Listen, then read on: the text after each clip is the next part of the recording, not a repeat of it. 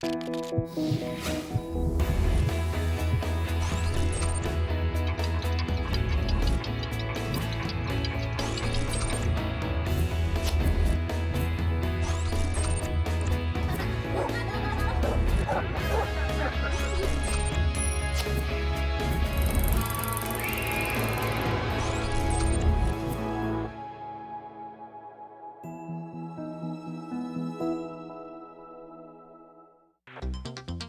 cáncer de ovario es un enemigo silencioso que generalmente se diagnostica en etapas tardías, provocando la muerte de muchas mujeres. Pero cuando el diagnóstico y tratamiento son oportunos, se puede ofrecer un mejor pronóstico y calidad de vida a la paciente. Hoy, en Diálogos en Confianza, además de recibir información de los especialistas, también conoceremos el testimonio de mujeres que están en la lucha para vencer el cáncer de ovario. Bienvenidos a Diálogos en Confianza, soy José Bandera Quijano, qué gusto estar con ustedes. El día de hoy vamos a hablar del cáncer de ovario.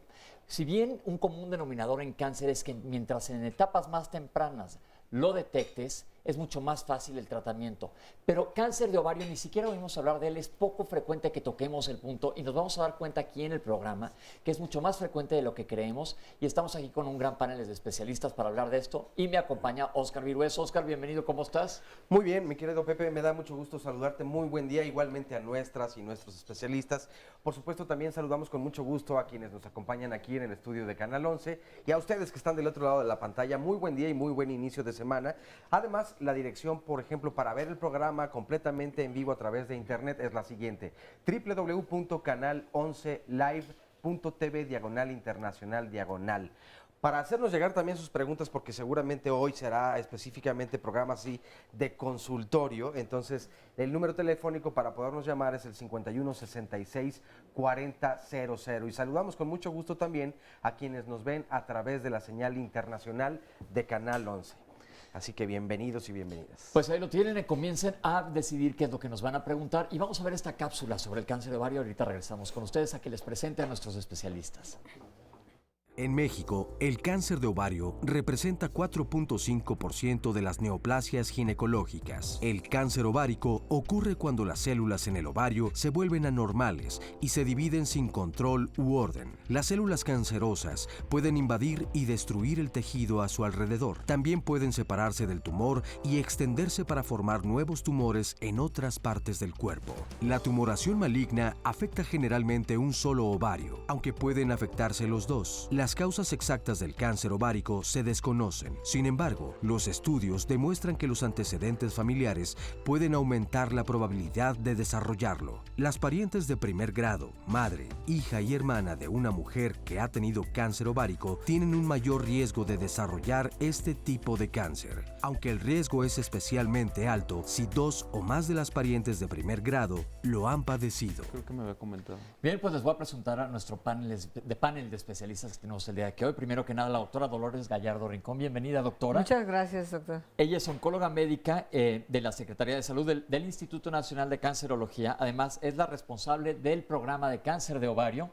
y aparte es la presidenta de HICOM, que vamos a hablar ahorita un poco más adelante de lo que es HICOM. Bienvenida. Muchas gracias. El doctor Pedro Escudero de los Ríos es cirujano, oncólogo y vicepresidente del Grupo de Investigación de Cáncer de Ovario y Tumores Ginecológicos de México. Aparte está en el Instituto Mexicano del Seguro Social. Correcto, Pepe. Bienvenido, Mucho gusto doctor. y buenos días, gracias. Doctora Patricia Cortés Esteban, oncóloga médica y secretaria del Grupo de Investigación de Cáncer de Ovario y Tumores Ginecológicos de México, HICOM. Volvemos a lo mismo, bienvenida. Muchas gracias. A hablar de la buenos días. contraparte médica más allá del cuchillo. Y el doctor David Isla Ortiz, que es cirujano oncólogo con expertise en cáncer ginecológico y cirugía de mínima invasión del Instituto Nacional de Cancerología también, y miembro activo del Grupo de Investigación de Cáncer de Ovario en México. Volvemos a HICOM. Bienvenidos todos. Así es, muchas Muchas gracias. aquí con Gracias. ustedes. Un placer. Y pues sobre todo hablar de este tema interesante que, como dije al comienzo del programa, el cáncer de ovario se habla poco, siempre estamos oyendo hablar de otros tipos de cánceres que son probablemente más comunes, pero hablando de cánceres ginecológicos, ¿en qué nivel está el cáncer de ovario y por qué es tan importante? Sí, bueno, básicamente porque es la segunda causa de muerte por cáncer ginecológico, es decir, después de cáncer de cervix. Ok. Y como tú bien lo decías, José, es un cáncer frecuente, más frecuente de lo que pensamos, pero sobre todo, más letal que cáncer de mama y cáncer de cervix. Entonces, la verdad es que sí requiere una atención especial. Una pregunta, hablamos de que es más letal, es Sí, decir, es conduce más mucho a la más muerte. peligroso este Conduce más a la cáncer, muerte. pero tiene que ver con el cáncer per se o que se diagnostica más tardíamente o una combinación de factores. Exactamente, y con una gran confusión en donde este cáncer sorprende a propios y extraños, a las pacientes, a sus familias y a los médicos, al gastroenterólogo, que es el médico de primer contacto casualmente por colitis, porque un común denominador de todas estas mujeres es que sufren de colitis. Es una colitis a la cual la mujer se ha acostumbrado a vivir, pero esa colitis se exacerba, se agrava y se presenta 12 veces o más los eventos de colitis al mes. Y la mujer dice, es que estoy más estresada. Y se toma sus pastillitas para la colitis y se va a trabajar. Y entonces me sorprende, es bueno, un tipo de cáncer que los hospitales, los niveles de atención de primero, de segundo y de tercero no están preparados. Y el médico general tampoco, evidentemente, que muchas veces es Ni el el contacto ginecólogo. inicial. Ni el ginecólogo. Ni el oncólogo. Entonces estamos en un problema, pero el chiste de este programa es justamente disipar Claro. estas dudas y que lo Claro. tengamos en mente. Queremos instalar aquí la conversación del cáncer de ovario. Correcto. Con diferencia a otros países, la incidencia de cáncer de ovario, ¿cómo es? Bueno, México está catalogado como una incidencia intermedia en el mundo. En el mundo se ponen cuáles son las neoplasias más frecuentes y México corresponde en el 2.0% a nivel internacional. Estamos hablando de que alrededor del mundo se llevan, la incidencia reportada es más de 232,000 casos anuales y de estos, lo que comentaba la doctora Gallardo, más de 150,000 pacientes mueren por esta enfermedad. Va relacionado con lo que se comentaba, con el diagnóstico tardío, esto lleva a etapas avanzadas de la enfermedad, generalmente son diagnosticadas en etapas 3 y etapas 4 por una sintomatología muy vaga, como se ha comentado. Bien, pues lo que vamos a hacer ahorita es nos vamos a ir a echar un poquito para atrás para explicar qué es el ovario. Vámonos desde el principio, dónde está el ovario, para qué funciona y qué diferentes tipos de células tenemos en el ovario. Vamos a ver esta cápsula que nos comparte la doctora Julie Salomón. Los ovarios son dos estructuras chiquititas, tienen el tamaño de una almendra, miden 2 centímetros, tenemos un ovario derecho, un ovario izquierdo, que funcionan cada mes y tienen principalmente 3 estructuras. Las células del epitelio, que es lo que le da la forma, las células germinales, que son las que cada mes se van a estar estimulando para hacer óvulos, y por otro, la parte que contiene estas estructuras, que se llama estroma.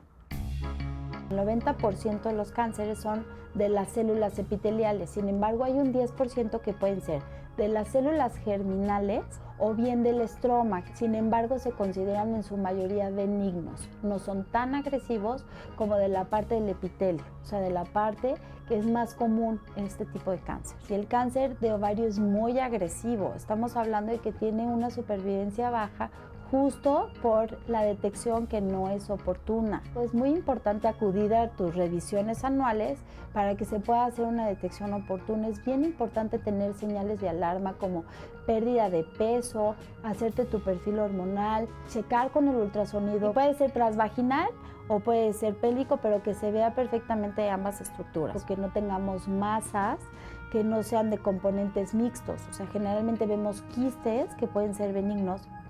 Sin embargo, se pueden confundir y hay que estar como muy al pendientes con tu revisión. Específicamente en el cáncer de ovario sí hay un componente muy importante genético. O sea, si tú sabes que alguien en tu familia muy cercano, mamá o abuela, tuvo cáncer de ovario, es muy importante que tú te hagas tu chequeo anual. Hay otros factores que tienen que ver más con el periodo reproductivo, si tuviste hijos, si no. Lo que les puedo decir es, una revisión anual te puede salvar una vida.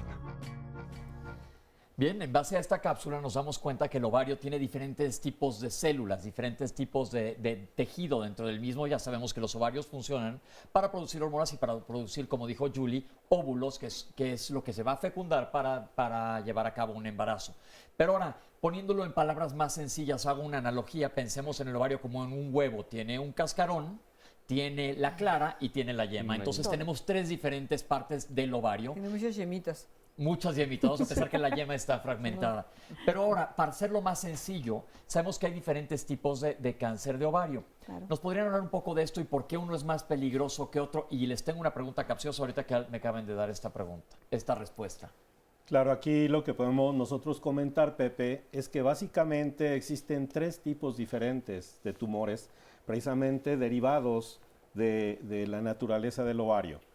Unos que se llaman de tipo germinal, que corresponden de las células que estarían precisamente hacia el centro del ovario y que son tumores mucho más frecuentes en mujeres jóvenes, mujeres que están entre los 16 y los 30 años de edad. Ese es el mayor porcentaje. Digamos que un grupo intermedio que deriva de las células del ovario que sirven de sostén y que están entretejidas con las células germinales y las epiteliales.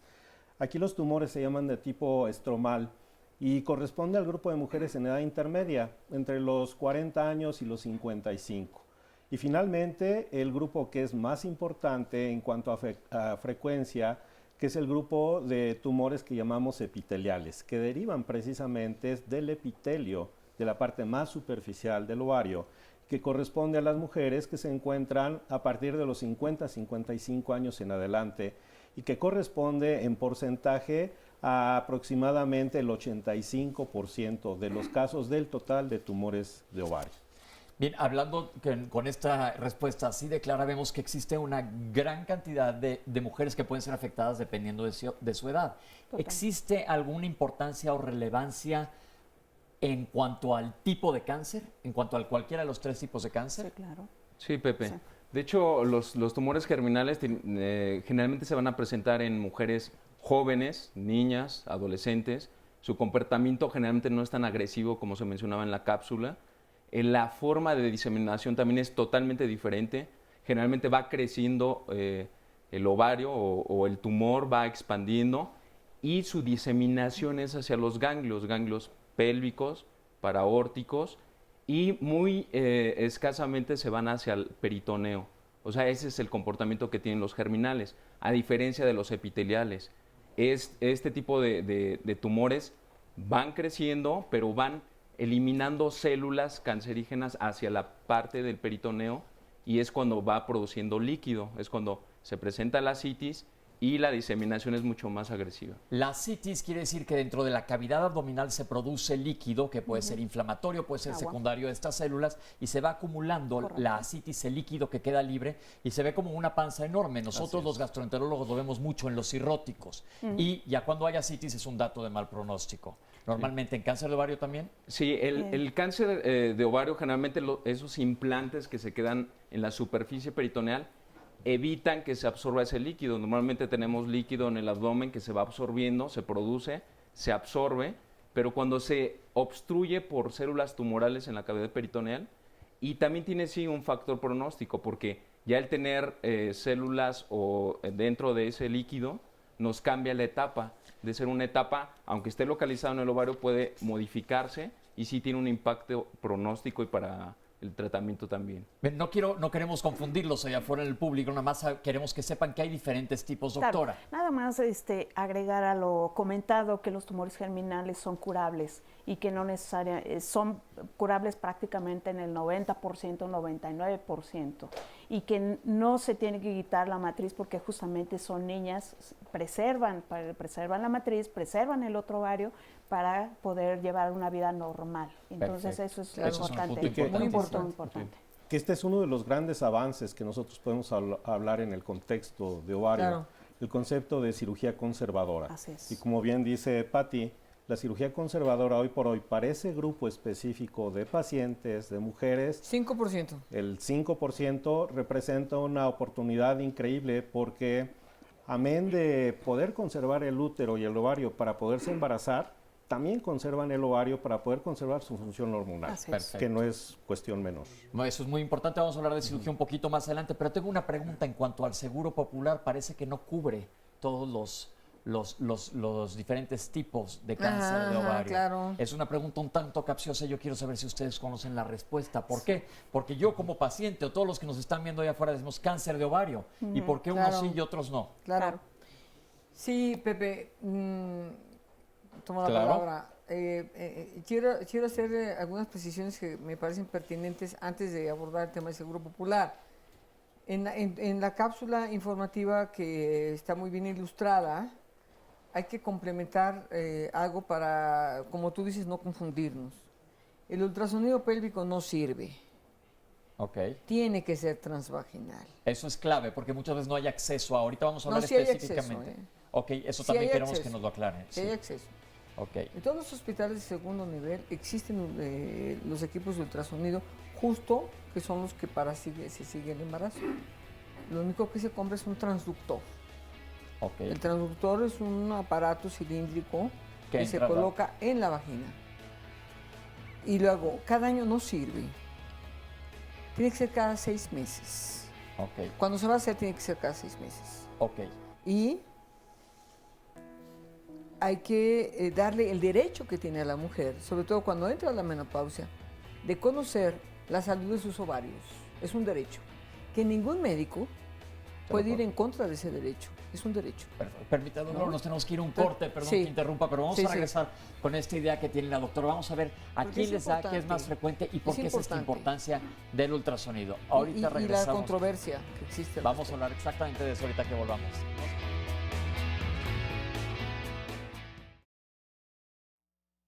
Un día amanecí con un dolor en el abdomen, como yo padezco de la colitis, entonces yo decía, pues bueno, es la colitis. Pero va pasando el tiempo, van pasando entre 1 a 2 semanas y se empieza como que a agravar un poco. No eran unos dolores diarios, sino que era un dolor de buenas semanas muy fuerte y después como que se aparecía, pero el estómago se empezaba a inflamar y a inflamar, a inflamar. Hasta que me hicieron un ultrasonido y fue como detectaron que lo que yo tenía era un tumor. Cuando te dicen la palabra cáncer, uno piensa que se va a morir. Y yo pensaba, ¿qué va a pasar? ¿Qué voy a hacer? ¿Qué va a hacer de mi hija? Llegué a otro hospital, a un hospital X, y me quitaron lo que fue la matriz, ovarios, el apéndice y parte del intestino. Y cuando yo llegué aquí a cancerología, cuando me mandan, me dicen que estaba, o sea, que estaba bien la cirugía, pero que había faltado los ganglios. Entonces me vuelven a abrir al mes, me quitan ganglios y ya al mes me dan lo que son las quimioterapias. Mi hija tiene 3 años. Siento que es una niña muy, muy madura. A mí me dolía mucho el no poder ver a mi hija, el verla en la orilla de mi cama, esperando a ver a qué hora yo abría los ojos. Y recuerdo que mi hija me decía, mami, ¿ya te sientes mejor? Al final, pues bueno, mi madre es primordial en esta historia porque ella se encargó al 100% de mi hija. También fue como que un momento donde yo me uní mucho con ella y ella conmigo. Yo me acuerdo desde que yo era niña, yo decía que quería tener 5 o 6 hijos. En mi casa somos 6 hermanos y yo decía, las familias grandes son muy hermosas. Y recuerdo cuando me estaban operando, la primera vez me decía el doctor, tu tumor sí es canceroso. Y lo siento, mi reina, pero tengo que quitar tu matriz. Lo más importante es, para poder superar cualquier cosa, es la actitud. Bien, ahí tienen un testimonio y vamos a hablar hoy mucho de testimonios porque tenemos qué gusto estar con el auditorio lleno, con gente que nos va a dar sus testimonios y gracias por acompañarnos. Y antes de hablar específicamente de síntomas y diagnósticos diferenciales, nos quedamos con la idea de por qué el Seguro Popular sí cubre unos y otros no. Sí, bueno, Pepe, mira, el trabajo que hemos hecho desde la trinchera de las instituciones dedicadas al cáncer de ovario. Aquí estamos representados tanto el Seguro Social como el ISSSTE y el Instituto Nacional de Cancerología. El IMSS. El siglo XXI, que es un centro nacional, y el Hospital Nacional, también el Centro Nacional 20 de Noviembre, que son pues, centros de excelencia.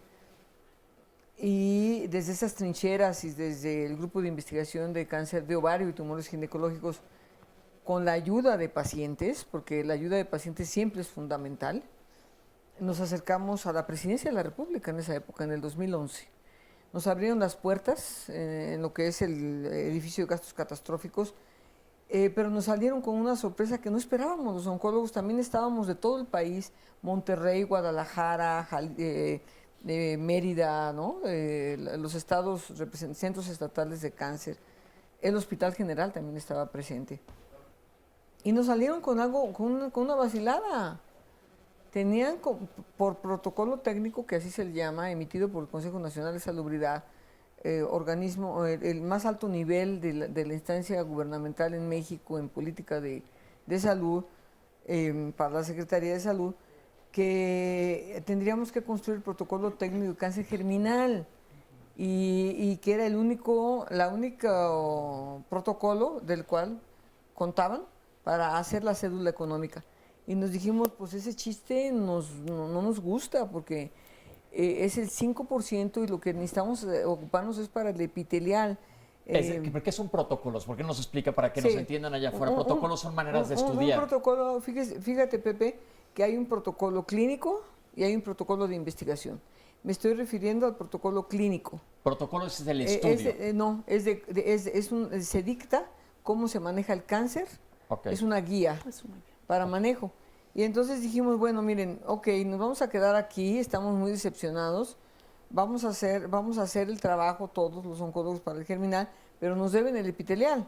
Pasaron los días y seguimos tocando la puerta, construimos, las instituciones volvimos a reunir por nuestra cuenta y lo enviamos a la Secretaría de Salud. Para esto estaba cambiando el sexenio y se quedó en el tintero a unos días de ser aprobado.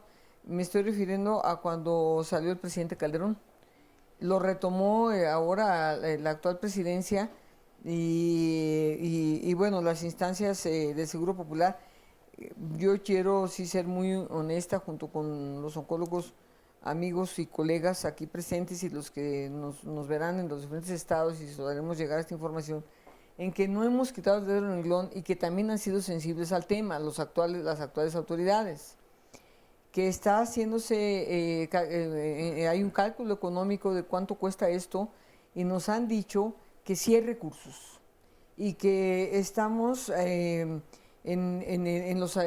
vamos a decirlo, en el amanecer. Entonces ya va a amanecer. Estamos avanzando. Estamos avanzando y va a ser, según hemos escuchado, en breve tiempo, porque el cálculo económico que se ha hecho es que sí se puede, dado que además ni siquiera es un cáncer, bueno, a nuestra vista tan costoso como otros, y que sí se puede incluir dentro del rubro. Estamos en los últimos pasos que hay que dar, y sí, las autoridades han sido sensibles. Ok, tenemos por ahí una llamada interesante, Oscar. Exactamente, nos dice María Antonieta Lara, ¿por qué dicen que el Papa Nicolau sirve para prevenir el cáncer de ovario? Eso es mentira. Por años mi hija y yo nos hacíamos el Papa Nicolau como método de prevención para enfermedades o cáncer y siempre salíamos muy bien. Mi hija tenía algunos síntomas como cansancio y mucha tos. Le detectaron el cáncer cuando ya estaba en el pulmón y ya no se pudo hacer absolutamente nada porque este había sido originado en el ovario. Desde luego murió de cáncer de ovario. Y ese es, bueno, el comentario desde luego de María Antonieta. ¿Es un método de detección oportuno el Papa Nicolau? Yo creo que es clave que quede claro esto. No, es un rotundo no. Sí. No funciona porque anatómicamente si uno conceptualiza el aparato genital femenino, lo volvemos como una pera invertida. Entonces, el Papa Nicolau solo nos va a tomar una muestra del cuello de la matriz, básicamente, y luego tenemos el cuerpo de la matriz, y luego tenemos los ovarios a una distancia importante. Y entonces, hacerse un Papa Nicolau no sirve para un diagnóstico de cáncer de ovario epitelial. Entonces, como se comentaba, ¿qué se necesita? Un ultrasonido vaginal que básicamente penetra, nos ve la estructura, nos ve el cuerpo de la matriz, nos dice el engrosamiento y luego nos dice por la cercanía anatómica cómo está el ovario. Ya vimos en la cápsula, mide 2 centímetros y entonces nos va a caracterizar el tamaño, el contenido, la forma y uno ya puede decir si es sospechoso de malignidad o no. Y otro punto que quería comentarle a la señora que amablemente nos llamó, sí se puede hacer algo cuando tiene enfermedad en el pulmón, se puede dar un tratamiento de quimioterapia. Si no es curativo, es paliativo y los pacientes responden muy bien a un tratamiento. Doctor. Sí, gracias. Yo quisiera enfatizar una cuestión que es por demás importante, el momento del diagnóstico. Claro. Y creo que aquí hay 3 momentos que nosotros debemos definir de manera muy clara. Hay que recordar que no todas las mujeres con cáncer de ovario en un inicio tienen síntomas. Aproximadamente un 15% de las pacientes pueden no tener ningún síntoma y tener un cáncer de ovario. Primer punto, la conciencia que la mujer debe tener para cuidado de sí misma y, como bien se dijo, acudir a sus controles ginecológicos periodos, porque aquí hablamos de corresponsabilidad. El segundo grupo, de manera muy importante, aquellas mujeres que tienen síntomas que son inespecíficos. Se veía en la cápsula, se ha comentado aquí, pacientes que tienen distensión abdominal, que tienen dolor cólico inespecífico, que tienen datos de distensión. Doctores, que como y me siento distendida. Efectivamente, muy importante mencionar esto porque uno de los diagnósticos diferenciales es la causa más común de consulta en gastroenterología. Así es. Que es como y me inflo, que puede ser una colitis nerviosa, que eso es súper común. Afortunadamente, la gran mayoría no tendrán un cáncer de ovario, pero hay que sospecharlo. Si tienes síntomas y no estás mejorando de tus síntomas gastrointestinales, de estar comiendo, inflamándote después de comer, o estos síntomas vagos, como menciona el doctor, Correcto. cólicos, dolores inespecíficos, hay que checarse. Correcto, y que aquí también de manera muy importante, en esa corresponsabilidad, el equipo médico que atiende en primer contacto a esta paciente, llámese médico general, médico familiar, ginecólogo, otro especialista, pues después de dar un tratamiento específico pensando que es una colitis, pero no responde, hay que pensar en otra cosa, porque nunca vamos a hacer el diagnóstico de lo que no pensamos. Y al final yo diría el tercer grupo de mujeres con síntomas que desgraciadamente, como ya también quedó comentado, corresponde al grupo más importante, que cuando el cáncer ya está avanzado es cuando hay pérdida de peso, ataque al estado general, síntomas respiratorios varios. Entonces son 3 momentos en la fase clínica del... Yo creo que esto es clave porque nos preguntan si existen otros síntomas en etapas tempranas. Son totalmente inespecíficos los síntomas. No hay ningún síntoma que te haga pensar, híjole, ¿podrá ser cáncer de ovario? Colitis. Pepe. Ajá. Yo creo que es importante. Muchos de los, cuando aparecen publicaciones, dicen el cáncer de ovario aparece como un síntoma silencioso y es un asesino que va ahí permeándose y va creciendo. Algo importante también en decírselo a todas nuestras mujeres es que también se revisen, porque a veces esta lesión va creciendo y como está alojado en la pelvis, pues va desplazando algunas estructuras y se manifiesta así como la sintomatología urinaria cuando comprime uréteres, cuando comprime vejiga, o cuando comprime el recto aparece esta sintomatología de colon. Pero también a nuestros médicos que piensen y sospechen en cáncer, porque si no aparece esa sospecha, pues también no lo siguen pensando, no piensan en tomar algún estudio específico como este ultrasonido que hemos estado insistiendo. Me gusta que menciones a los médicos porque también muchas veces no lo pensamos. Ahora, existe en el consultorio de un médico general, de un gastroenterólogo, jovencitas desde 17 años. ¿A partir de qué edad tienes que decir, tengo que hacer un ultrasonido vaginal? Yo creo que depende, como inicialmente lo comentamos, de la sintomatología en jovencitas, en niñas que empiezan con problemas de colitis, porque o de dolor también a nivel pélvico. Tiene que realizarse este estudio, porque ahí podemos identificar este tipo de tumores ováricos y distinguirlos. No todo el crecimiento es maligno. Puede haber quistes gigantes, cistadenomas, que es la parte benigna de los tumores ováricos, pero también está la parte germinal. Entonces, ¿qué es importante la identificación en estas niñas o en estas jovencitas? Doctora.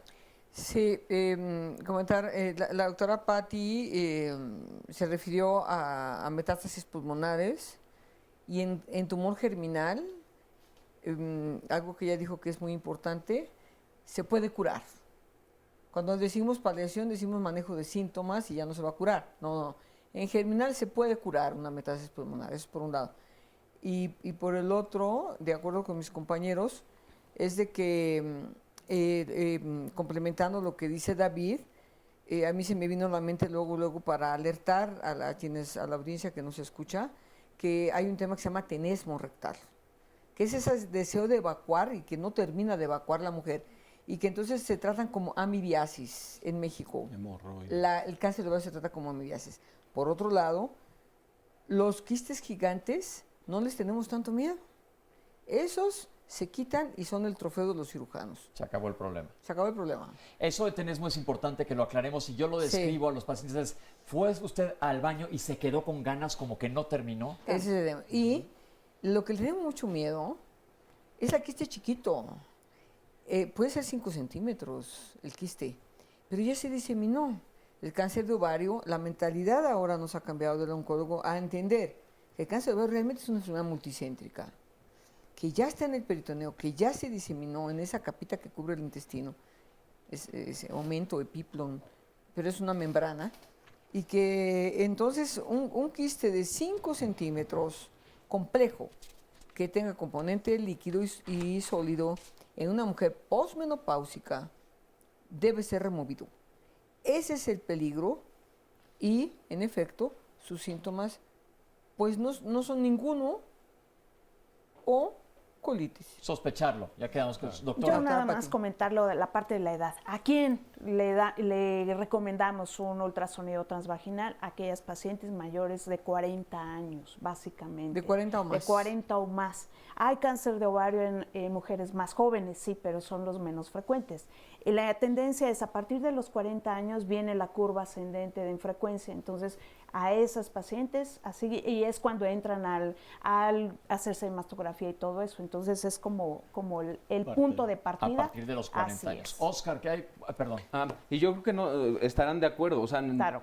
yo estoy de acuerdo en esa edad, partir en ese, pero también toda mujer que antes de esta edad que tenga una sintomatología por tipo compresivo, que es lo que estemos sospechando, pero realizarlo también, o sea, yo creo que también... Alguien no con escaparnos síntomas y los que no tienen síntomas a partir de Así los es. 40 años. Pepe, y mucha atención.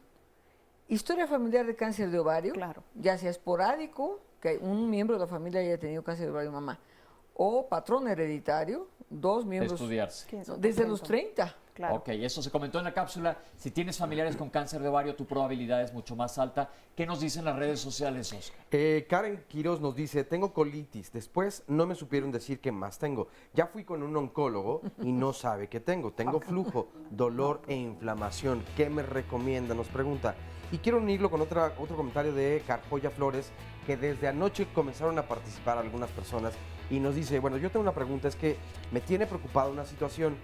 Dice que su hija lleva 7 años con dispositivo intrauterino y que por pena no desea ir al médico para retirárselo, una desde luego, pero otra para pues, ir a una revisión, digamos, normal. Y dice que últimamente sufre de mucho dolor y le baja la regla con mucha fuerza, con mucha intensidad.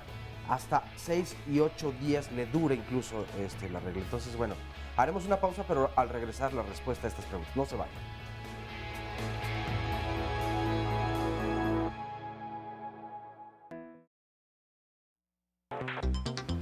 Pues en primer lugar creo que es ultrasonido pélvico, para ver si hay algún abultamiento anormal en los ovarios y detectar si hay alguna enfermedad que pueda ser sospechosa, independientemente de si es cáncer o no es cáncer. Cualquier anomalía que se detecte en los ovarios es motivo de un análisis más a fondo. Yo he escuchado que hay otro tipo de estudio de ultrasonido que es el transvaginal, que es más fidedigno que el que se hace por encima del abdomen. A mí me han hecho el Papá Nicolau, me han hecho también ultrasonidos, y por un problema que tuve hace 2 años me hicieron un ultrasonido transvaginal y afortunadamente salí bien y no hay ningún problema hasta ahorita. Las pruebas que te toman los ginecólogos, bueno, yo la colposcopía. He oído hablar, pero no sé más nada al respecto. Pues que hay que hacerse el Papá Nicolau cada año, nada más. No sé lo que es el ultrasonido transvaginal. Bueno, yo creo que empezaría por una colposcopía, después pues un ultrasonido pélvico, para que de ahí pues me pasaran pues a ver qué problema tuviera yo y pues ya relacionarlo ya con el doctor. No, no he escuchado sobre el ultrasonido transvaginal. No, no he escuchado sobre el ultrasonido transvaginal. El ultrasonido transvaginal es bastante agresivo, que provoca dolores, provoca sangrados, es muy incómodo.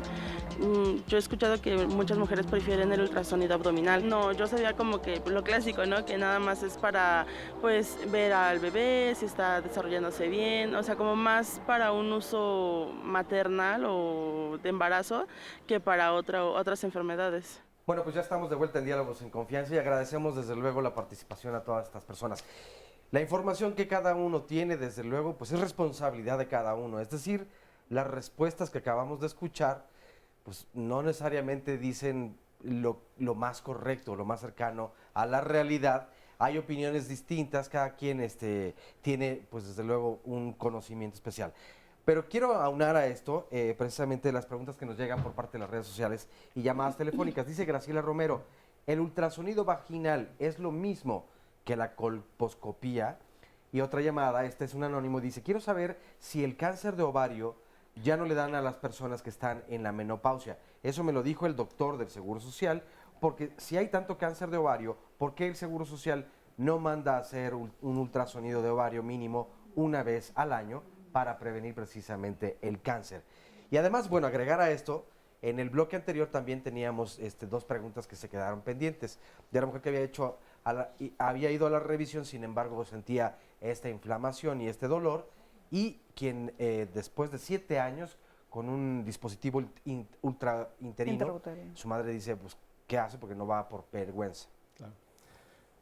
Aquí nosotros podemos puntualizar primero para responder a algunas de las preguntas. Colposcopía es muy diferente al estudio del ultrasonido transvaginal. Recordemos que la colposcopía es un sistema de imagen por el cual el médico puede ver literalmente las características del cuello uterino, y entonces definir la posibilidad de alteración que hay, pero a nivel de esta estructura. Llámese el cuello uterino, la vagina o incluso la vulva. La colposcopía en ese contexto amplio nos puede servir. Muy diferente al ultrasonido transvaginal, en el cual el transductor, como comentaba Lolita hace un momento, que es el equipo, se introduce a través de la vagina. Oíamos por ahí algunos de los comentarios y definitivamente para un médico que está entrenado a realizar este tipo de estudio, lo hace con sutileza, lo hace con mucho cuidado. Entonces, incómodo puede serlo, pero no al grado que imposibilite su realización o que quedara la mala idea en las mujeres de que no me lo voy a hacer porque dicen que duele mucho. No, no, no. Al contrario, reitero, se hace con delicadeza y nos permite tener una visión desde el punto de vista anatómico por ultrasonido mucho más propia que la que se tiene por el ultrasonido abdominal, porque la estructura pélvica, al estar en contacto, el tabique que divide la vagina de la pelvis, es más fácil que las ondas del ultrasonido, la imagen del ultrasonido pueda definirnos de una mejor manera qué es lo que hay ahí a nivel de la pelvis. Y si me permiten, quisiera contestar a otra de las preguntas, ¿por qué no se hace en el Seguro Social cada año como una manera rutinaria? Bueno, yo vuelvo al punto, debemos entrar en el contexto de cada paciente, el qué y el cómo. Entonces es muy importante que la paciente comente con su médico qué sintomatología puede o no tener, asumiendo, como ya decíamos, que hay pacientes que no lo tengan. El médico desde luego debe tener la acuiciosidad del diagnóstico para sospechar desde los antecedentes, que básicamente podemos puntualizar la herencia, como ya se dijo, la edad de la paciente menopáusica y síntomas inespecíficos.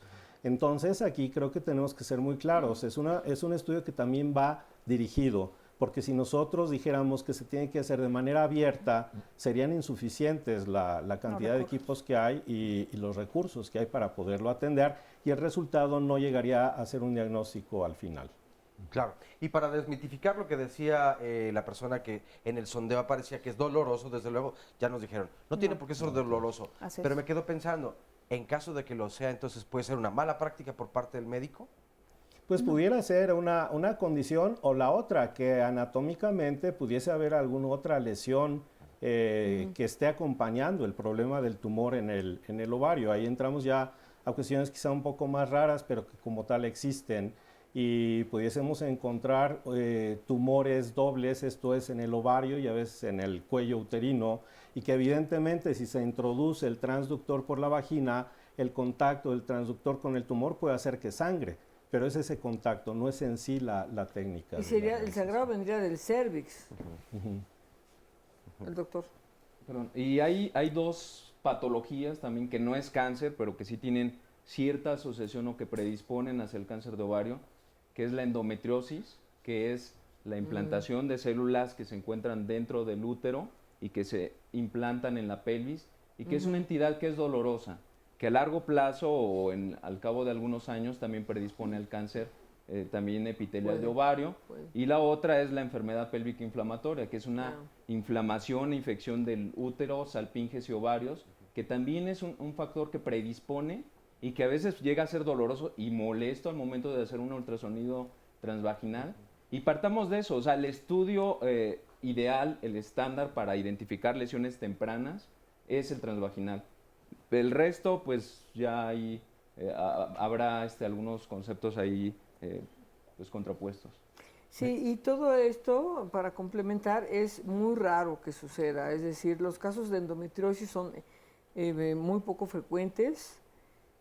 Toda mujer que se va a hacer un ultrasonido transvaginal antes tiene una revisión ginecológica, y los médicos, el ginecólogo, oncólogo y el oncólogo es capaz de saber si hay alguna posición diferente del útero o de la estática pélvica.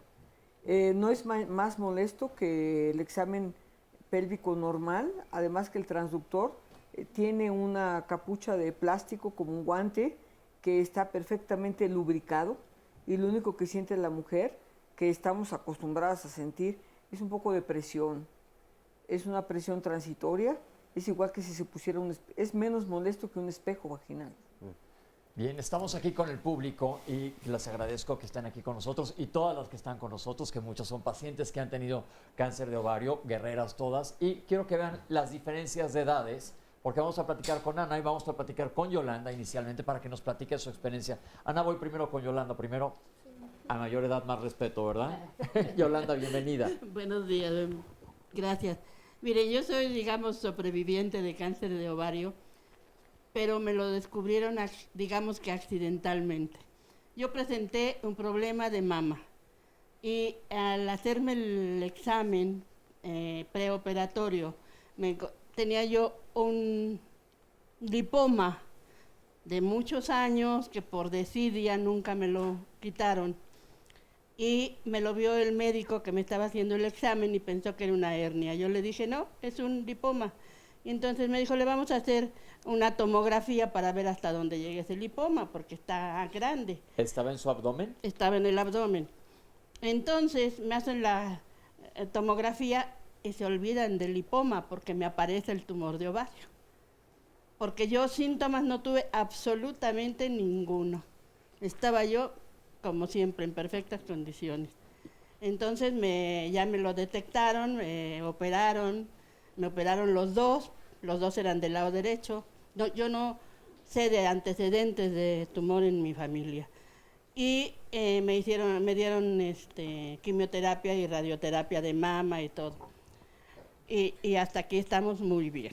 ¿Se siente bien ahorita? Me siento muy bien. ¿Cuánto? Pero tenía yo la duda por mis hijas. Yo tengo 5 hijas.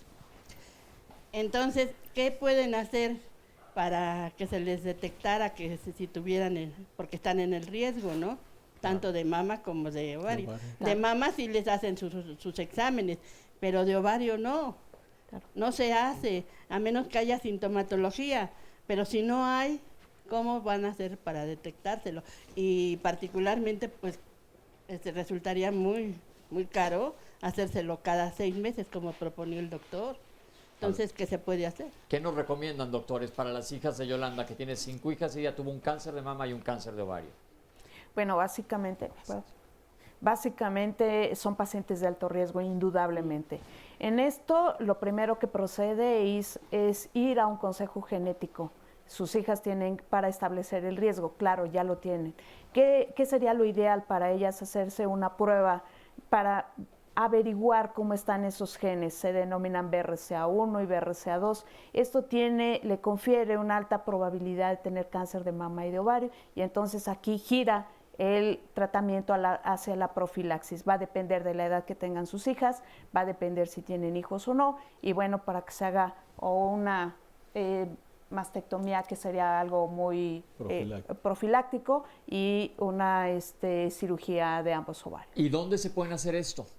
Básicamente está el Instituto Tenemos el Nacional de programa. Cancerología, Ok. donde se hace esa determinación. Directo entonces en el instituto. El teléfono, si quieren, lo Ahorita podemos se lo dar damos, también. ahorita Sí. va a aparecer en pantalla Muy y se lo bien. damos.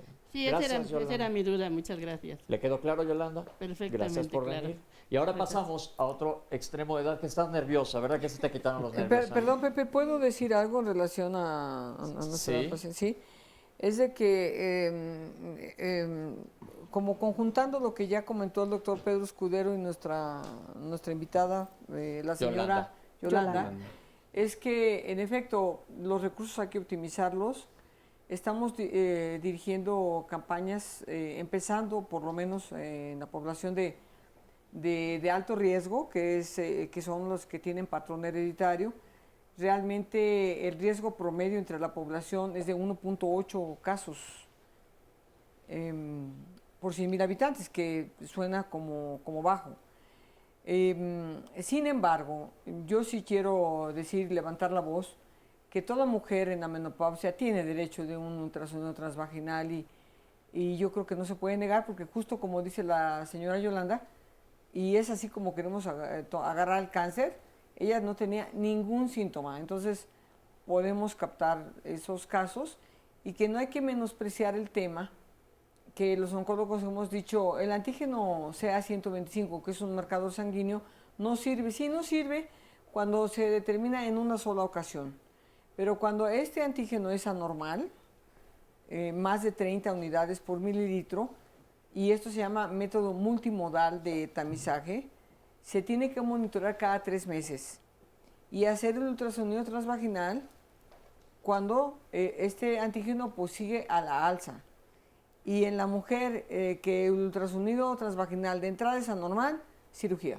Bien, vamos a hablar ahorita que regresemos del corte sobre este antígeno que se detecta en sangre. Vamos a especificar qué estudios se puede hacer en sangre, pero queremos oír tu opinión. Cuéntanos de tu caso, Ana. Bueno, yo comencé con síntomas. ¿Qué síntomas, Ana? Mucho cansancio, mucho sueño. Mis periodos eran muy irregulares y a veces me mareaba. ¿Y qué Creo pasó? que ¿Cómo te diagnosticaron? Pues me llevaron al doctor y primero me dijeron que era un embarazo molar, me querían aspirar la matriz y después me llevaron mis papás a Médica Sur y ahí fue en donde me detectaron que yo tenía un tumor y era maligno. ¿Qué edad tienes, Ana? ¿Qué edad tenías cuando te diagnosticaron? 17. Oye, ¿y qué estudio te hicieron? ¿Te acuerdas? Sí, fue una tomografía y fueron estudios de sangre.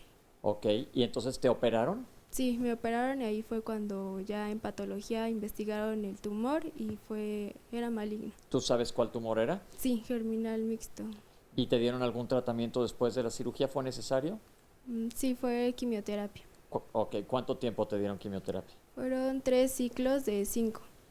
3 ciclos de 5. ¿Y cómo te sientes ahora? Bien, ya estoy en vigilancia médica. ¿Estás libre de tumor y Sí. te sientes bien? ¿Haces tu vida perfectamente normal? Sí, muy bien. ¿Qué le quieres decir a la gente que nos está viendo? Ahorita estás en la tele, aprovecha. A toda la gente que podemos ayudar. Pues que se revisen, que es importante que vayan al doctor y que no se conformen con una sola opinión médica, que vayan y vean más. Ok, Ana, pues muchas gracias y qué bueno que estás aquí y que estás bien. Gracias. Porque eso es lo importante aquí. Pues estamos hablando de cáncer de ovario y es clave que la gente se cheque, ya lo dijo ella, que los médicos también estemos conscientes de esto, que los médicos de primer contacto también estemos con las antenas despiertas para saber detectar este tipo de problemas. Ya saben, si hay cambios, si hay antecedentes genéticos familiares de cáncer de ovario y si hay síntomas inespecíficos o tienes más de 40 años, es momento que te cheques. Vamos a irnos ahorita a un corte, pero vamos a regresar a hablar de cómo se puede estudiar esto en cáncer. Ya la doctora nos dio un adelanto de esto, pero vamos a ver si hay algún marcador que tomándonos sangre nos puede decir que a lo mejor estás en peligro. No se vayan, estamos aquí en Diálogos en Confianza. Regresamos con ustedes. Muchas gracias.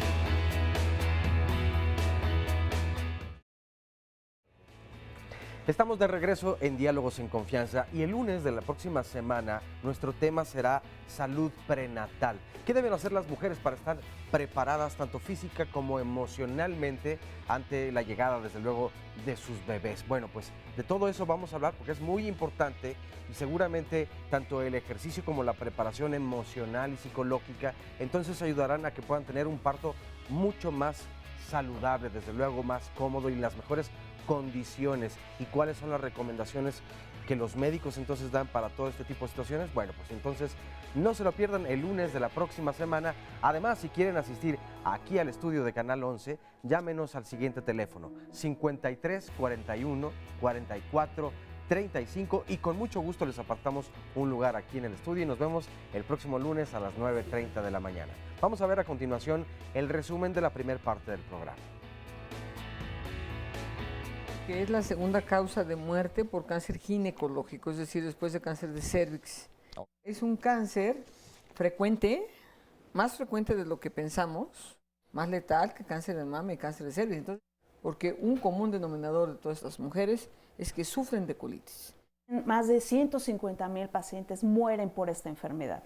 Existen 3 tipos diferentes de tumores, unos que se llaman de tipo germinal, mujeres que están entre los 16 y los 30 años de edad. Aquí los tumores se llaman de tipo estromal, mujeres en edad intermedia, entre los 40 años y los 55. El grupo que es más importante en cuanto a frecuencia, que es el grupo de tumores que llamamos epiteliales, que son las mujeres que se encuentran a partir de los 50 a 55 años en adelante. Hacerse un Papa Nicolau no sirve para un diagnóstico de cáncer de ovario epitelial. ¿Qué se necesita? Un ultrasonido vaginal. Que no todas las mujeres con cáncer de ovario en un inicio tienen síntomas. Un 15% de las pacientes pueden no tener ningún síntoma y tener un cáncer de ovario. La conciencia que la mujer debe tener para cuidado de sí misma y, como bien se dijo, acudir a sus controles ginecológicos periodos. Pacientes que tienen distensión abdominal, que tienen dolor cólico inespecífico, que tienen datos de distensión. Y recomendamos un ultrasonido transvaginal a aquellas pacientes mayores de 40 años. El CA125 es un marcador tumoral específico de ovario y se realiza aquí en el Instituto Nacional de Cancerología en el área de marcadores tumorales por medio de un método de quimioluminiscencia. Esta muestra se realiza en sangre, se extrae sangre y se pasa directamente a marcadores tumorales. Los resultados sí están más o menos después de 2-3 horas. Ok, cierra bien tu mano. Es un marcador específico, es muy altamente específico. Los médicos mandan este estudio. Obviamente ellos complementan con otro tipo de estudios. Se puede hacer a cualquier edad, no hay ningún problema, siempre en cuando el médico lo solicite, porque como le dije, es un marcador específico, entonces cuando el médico solicita este estudio es porque tiene sospecha sobre que hay algún problema a nivel de ovario. Antes de irnos a corte, la doctora ya mencionó un poco sobre esto. ¿Y qué hay de este examen de sangre? ¿Sirve, no sirve? ¿A quién sí, a quién no? ¿Nos pueden explicar un poco? Claro. Sí. Bueno, voy a tomar la palabra. Ajá. Sí sirve. Ahora que tuvimos el 4º consenso de cáncer de ovario en la ciudad de Cuernavaca en meses pasados, aquí está nuestra coordinadora del consenso, la doctora Pati Cortés, y revisamos a profundidad el tema en el segmento de tamizaje. Los oncólogos hemos comprado la idea de que el CA125 nos sirve muy poco, inclusive pues sigue siendo una parte polémica, pero a mí que me tocó coordinar el segmento de tamizaje, es que no sirve cuando lo hacemos por única vez. Además, si el valor es negativo, pues realmente no sirvió. Digo, la mujer, si está en la menopausia, independientemente de ese valor que fue negativo, pues que se haga el ultrasonido transvaginal. Pero sí nos sirve cuando la determinación basal es de 30. Es decir, la primera determinación es de 30 o más. que uno dice, pues es un antígeno poco específico porque hay enfermedades benignas que también lo elevan, como una miomatosis, como una endometriosis, como una enfermedad pélvica inflamatoria. Sí, es poco específico, en verdad sí lo es, pero lo que se ha observado, que es muy interesante y por eso nos sirvió mucho la revisión en la que hicimos en el consenso, es que si esta determinación de más de 30 se mantiene elevado en el transcurrir del tiempo, y esto se llama un algoritmo, que su nombre por el cual podemos buscarlo se llama ROCA, es un algoritmo de seguimiento de elevación permanente de este antígeno, aún con un ultrasonido transvaginal normal, tenemos la obligación de seguirlo cada 3 meses, porque lo que se ha observado es que el riesgo relativo para cáncer de ovario en el primer año es del 35%. Ok, entonces para que quede claro a la gente que nos está viendo, sí funciona tomarlo, es válido tomarlo, si sale negativo no quiere decir algo específico, pero si sale positivo sirve para dar un seguimiento para ver si hay mayor riesgo de que aparezca. Igual puede no haber cáncer. Sí. Puede no haber cáncer, pero vale la pena pero estarlo nuestra siguiendo. responsabilidad es seguirlo. Ok, sí, doctor. Pero creo que aquí, de acuerdo con lo que dice Lolita, sin embargo, tenemos que puntualizar que el contexto no es una visión fragmentada, no es si es el ultrasonido transvaginal o es el CA125. Y quisiera ir a un caso práctico. Mujer menopáusica que va a acudir al médico y yo como mujer, ¿qué debo de exigirle a mi médico que me explore? Ajá. Bueno, desde luego, en el estatus de menopausia, exploración mamaria, como ya quedó dicho, su Papa Nicolau y su exploración ginecológica, fundamental. Y el médico, al hacer la exploración ginecológica, tiene que hacer una exploración que llamamos con un tacto recto vaginal. Si no se efectúa así la exploración, desde el punto de vista clínico es muy difícil poder hacer un diagnóstico del tumor pélvico.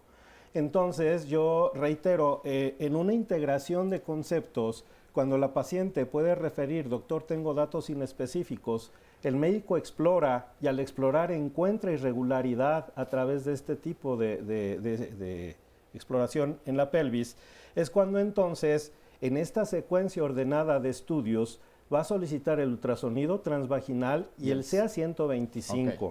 Creo que aquí es donde cobra más valor esto, porque tampoco el mensaje es que entonces, si como mujeres vamos a hacernos el CA125, ese es un marcador que nos va a ayudar a prevenir o a decirnos si hay cáncer de ovario.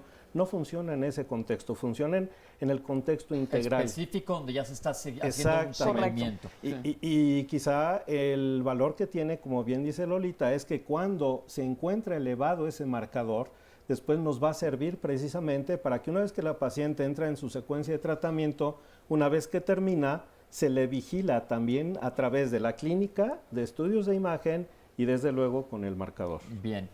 Una cosa importante que han preguntado, ¿la endometriosis no es una enfermedad maligna, pero puede predisponer a malignidad? Correcto. Sí. Entonces, el seguimiento de una paciente que tiene endometriosis por parte de su ginecólogo, ¿tiene que incluir esto? Sí. Okay. De hecho, es importante comentar que también en la endometriosis el CA125 se va a ver reflejado con una elevación, que puede ser muy leve o puede ser elevada. ¿Esto por qué? Porque como afecta a las superficies tanto del ovario como del peritoneo y esto responde a estos implantes, entonces se eleva el CA125 y como se comentó, no es diagnóstico y también si se encuentra elevado también no prendería tampoco un foco rojo. O sea, es importante el seguimiento en pacientes que tienen endometriosis, es importante darle el tratamiento, sobre todo para los ginecólogos que lo tratan, hay que darles ese tratamiento, pero no es específico el CA125 para alguna patología de malignidad. Es un método más, ¿sí, doctora? Es una alerta. Es una alerta. Y algo que ha cambiado un poquito es en las teorías del cáncer del ovario, de dónde viene el origen. Inicialmente se comentaba que vienen de la superficie del ovario, así como inicialmente. Actualmente se sabe que viene originado de la fimbria, el más común. Hay diferentes tipos. Viene el cuerpo de la matriz, vienen las trompas uterinas, viene una como florecita, por llamarlo de alguna manera, ahí viene la fimbria y viene el ovario. Okay. Y entonces, en ese sentido, el origen, las teorías del origen, porque hay diferentes tipos de cáncer epitelial del ovario. El papilar seroso viene originado de la fimbria. El endometrioide viene del endometrio, de la endometriosis, por eso ahí radica la importancia de que esas pacientes que tienen historia de endometriosis tienen que ser seguidas de manera importante. Y esto va relacionado a que en el cáncer epitelial del ovario hay dos tipos, los más agresivos y los menos agresivos. Y entonces ahí en los menos agresivos viene esta parte de la endometriosis que cobra importancia. Tenemos muchas preguntas, Oscar. Sí, claro. Sí, varias llamadas. Nos dice Yolanda Sánchez Hernández. Siempre que acudo a la Clínica 19 de Coyoacán, la doctora me manda a prevención para que me realicen el Papa Nicolau. Y en medicina preventiva me niegan el servicio solo por el hecho de que no tengo matriz. Otra llamada telefónica, esta es de Alma Garcés Cabellos. Por mi cuenta puedo ir al laboratorio y pedir un ultrasonido transvaginal.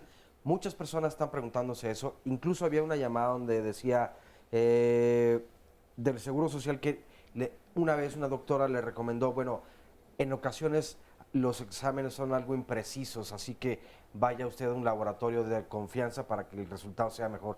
Es lo que nos cuenta la gente, desde luego, ¿no? Entonces, bueno, no sé si sea mejor o no ir por su cuenta.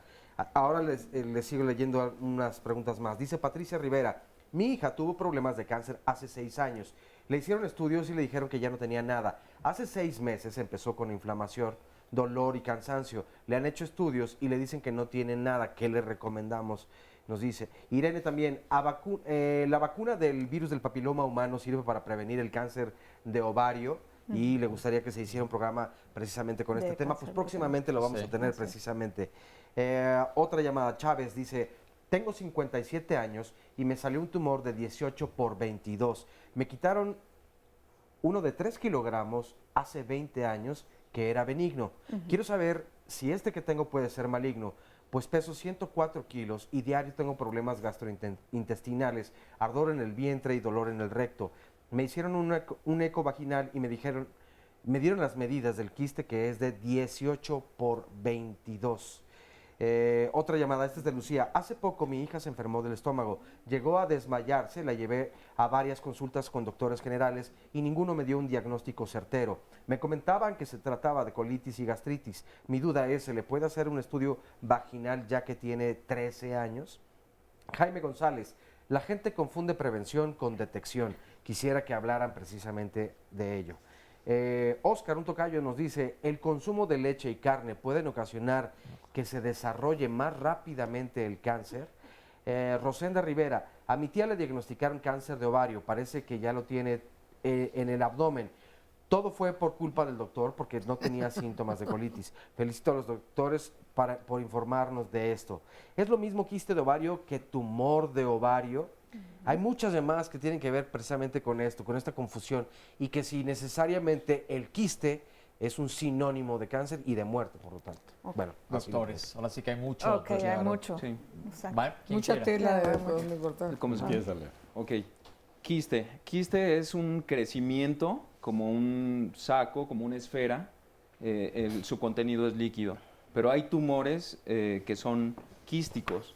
El quiste simple es una capa, digámoslo así, muy delgada que cubre esta esfera, pero cuando hay quiste complejo, hay septos, que son como engrosamiento de las paredes que se encuentran dentro, papilas, que son prolongaciones hacia el interior, y cuando incrementa el flujo, esto se llama un tumor complejo. Entonces es la diferencia. Uno, una capa simple, y la otra es un quiste complejo. ¿Cuál es el que nos despierta foco rojo?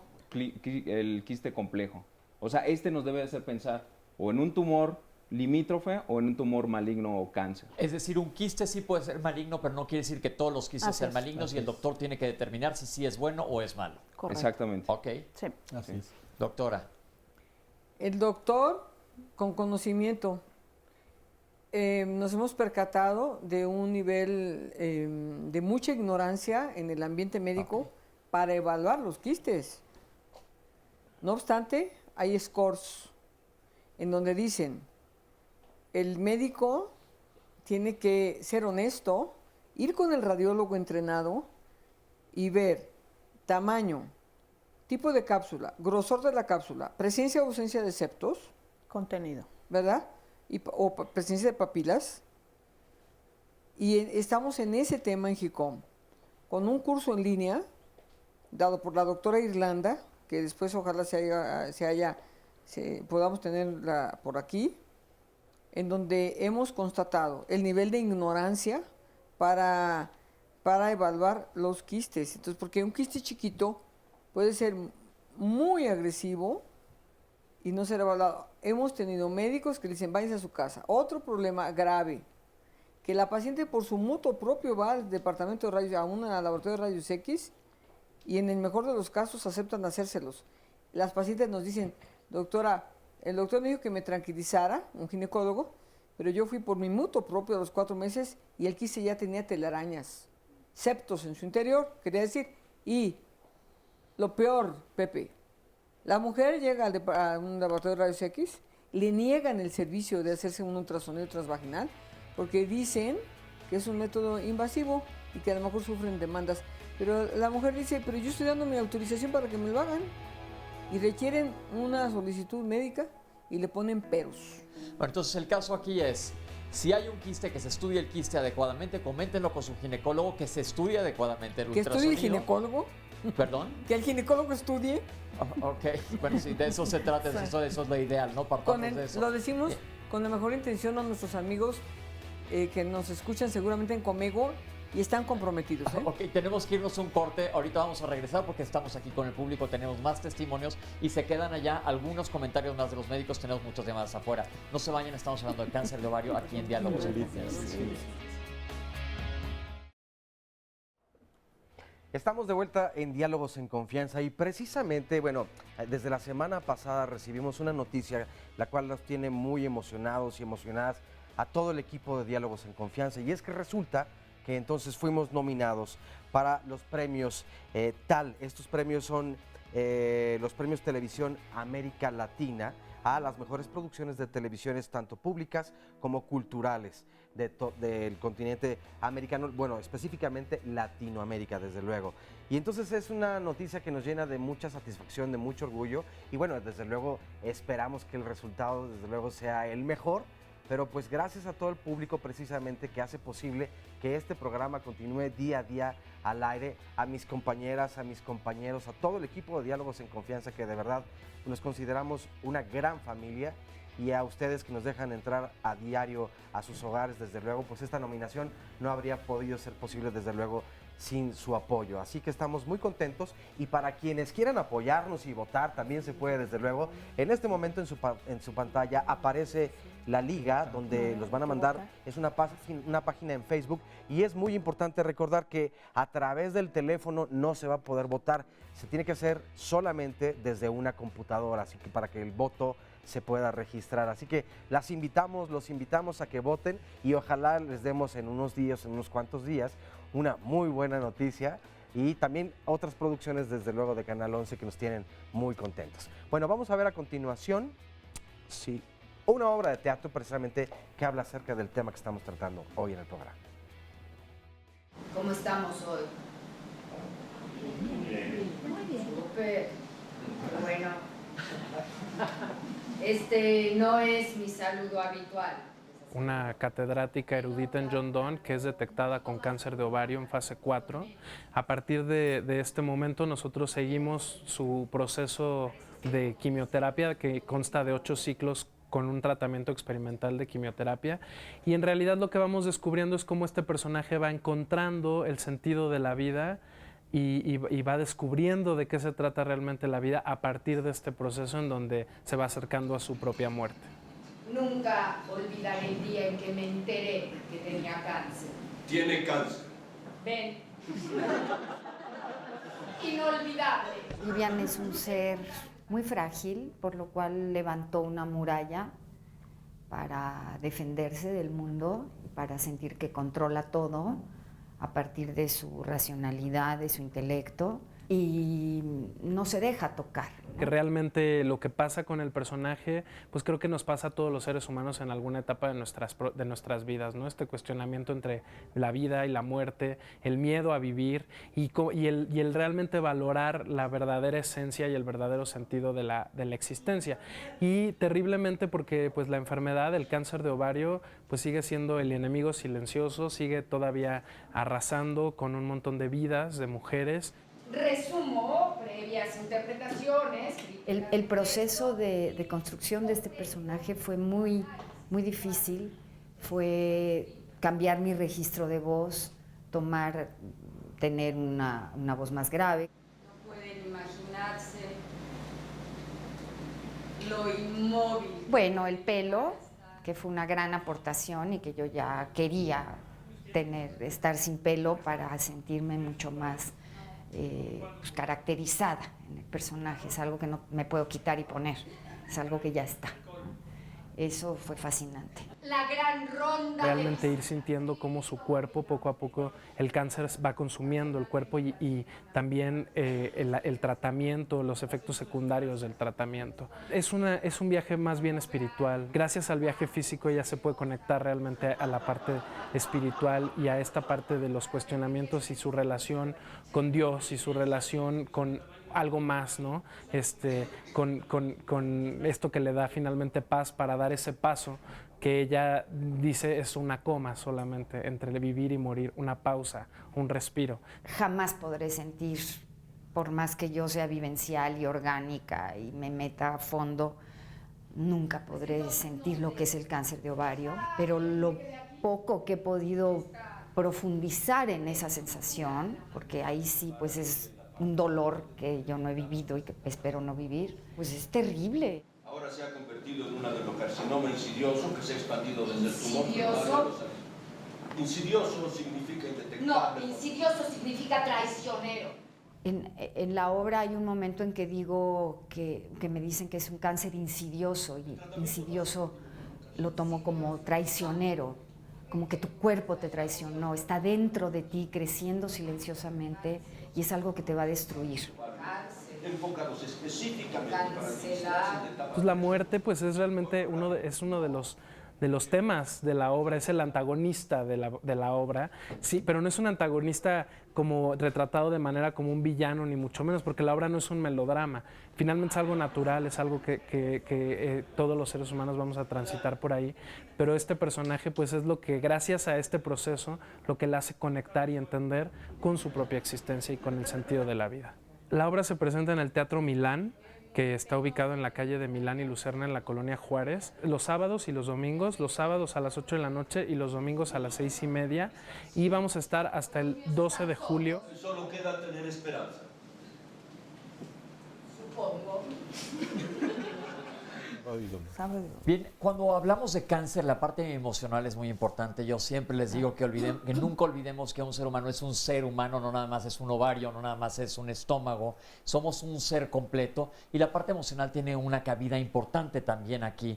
No sé en qué año se haya escrito la obra, pero como vemos es una ficción muy apegada a la realidad. La autora ya nos comentó, a lo mejor esto es un poco más antiguo, ahora nada más de una quimioterapia sencilla. Afortunadamente ya los tratamientos han avanzado y tenemos aquí a muchas sobrevivientes para demostrar que se pueden salvar del cáncer de ovario. Vamos a platicar. Hola Inés, ¿cómo estás? Hola, buenos días. Pues aquí muy contenta de poder comentar mi experiencia. Yo quiero empezar diciendo que yo, antes de saber que tenía cáncer, fueron 1 año y medio, 8 meses, fui con 3 médicos diferentes. Fui con un ginecólogo, 2 internistas. Los internistas me mandaban para la colitis y yo me sentía bastante bien cuando tomaba los medicamentos para colitis. El ginecólogo me decía que estaba muy bien, pero yo seguía sintiéndome mal.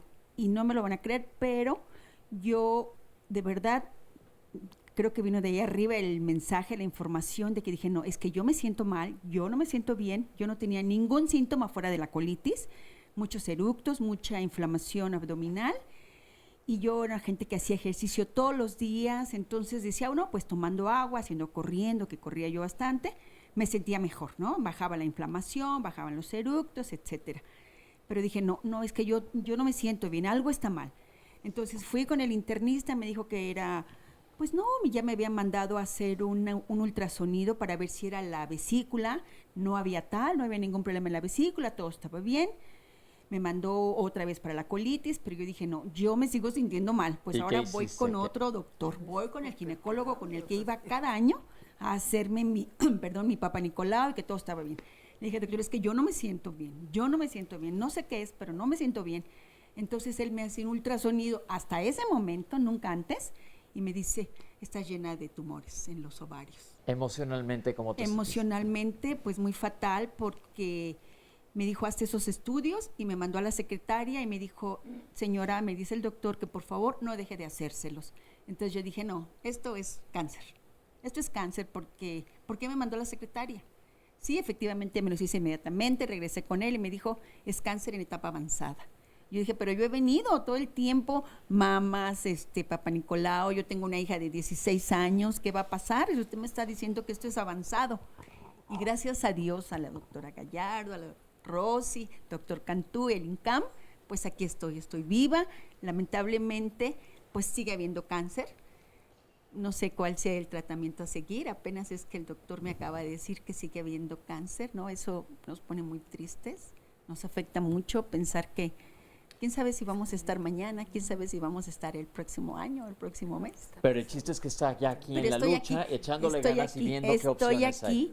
Estoy aquí, trato de hacer mi vida lo más normal posible y bendigo al instituto y Gracias, a toda la Inés. gente que nos hace posible seguir vivas a todas nosotros. Gracias, Muchas gracias. Inés. Antes de pasar con el testimonio de Yolanda, les quiero comentar que una de nuestras productoras fue ahora a Boston a un seminario latinoamericano de periodismo en ciencia y salud y estuvo en la Universidad de Harvard, en donde tuvo la oportunidad de entrevistar al doctor Alfredo Caparrós, él es argentino, que habla de temas de oncología, y tenemos esta cápsula para ver qué avances vienen y, la verdad, esperanzas para gente que tiene este tipo de problemas. Vamos a ver esta cápsula.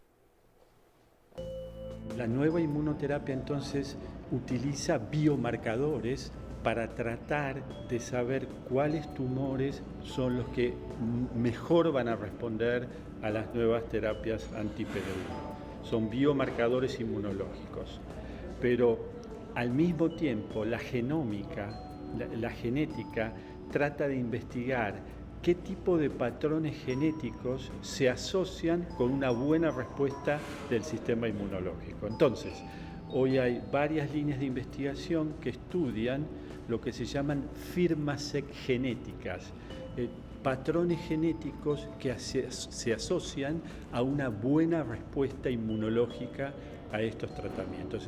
Entonces hay una correlación entre genes y respuesta inmunológica.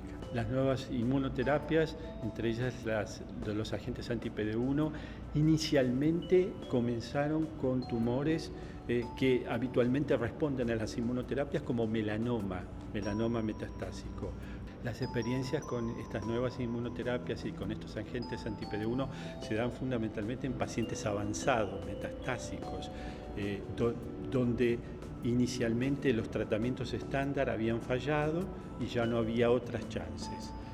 Y allí se empezaron a ver los primeros resultados. Ahora que esos primeros resultados se ven que son positivos, efectivos, las líneas de investigación se hacen en pacientes en etapas más tempranas de la enfermedad.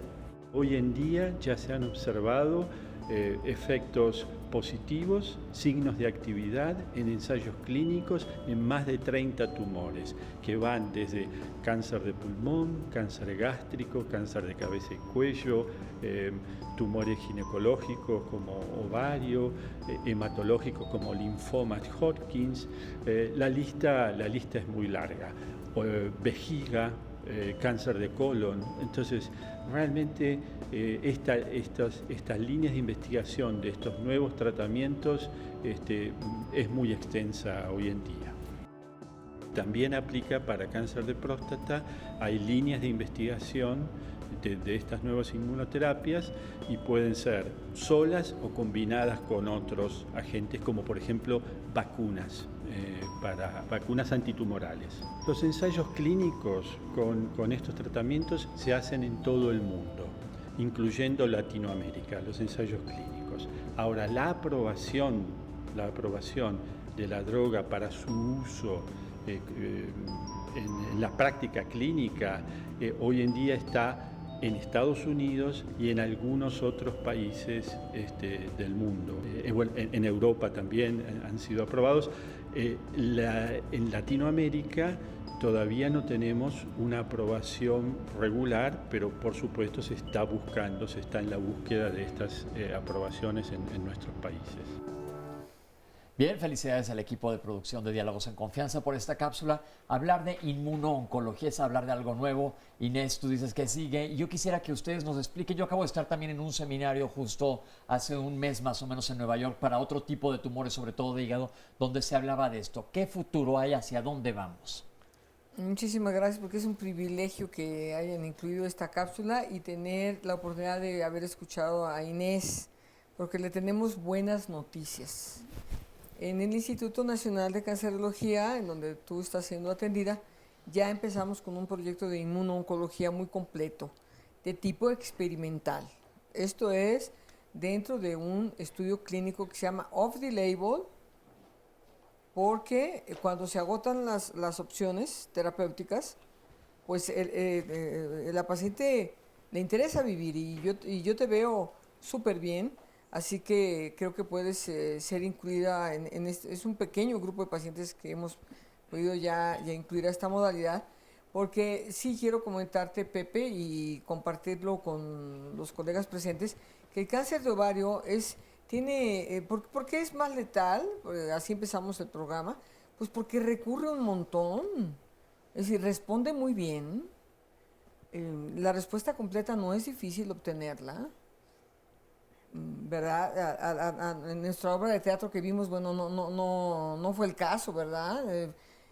Fue muy dramática porque también queremos alertar a la población, pero sí sabemos que hasta en cáncer avanzado las pacientes viven 5 años, a veces más, con muy buena quimioterapia, con muy buena cirugía, pero el aparato inmunológico es nuestro aliado y los oncólogos nos hemos olvidado de que hay una población de linfocitos T que se llaman helper, y una población de linfocitos T que se llaman killer o asesinos, y que los asesinos se escuchan feo, pero es que van a asesinar a la célula.